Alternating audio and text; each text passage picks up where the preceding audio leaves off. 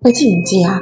呢個世界上死唔可怕，可怕嘅係有病揾上嚟。大家好，我係Coco理財小編。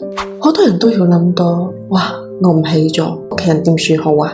但係有一個仲現實嘅嘢，就係我人仲起，但係我病咗，我冇收入。呢個只係最驚嘅嘢，冇辦法做工，冇收入，但係屋企依然仲要供，車仲要還，credit card 仲要還。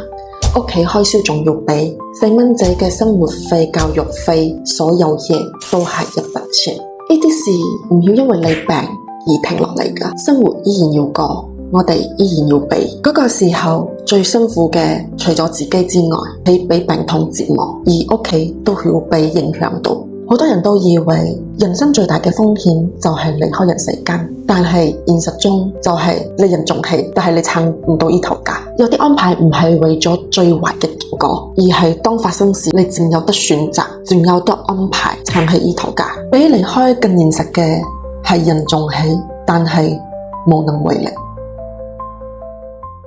記得點讚關注哦。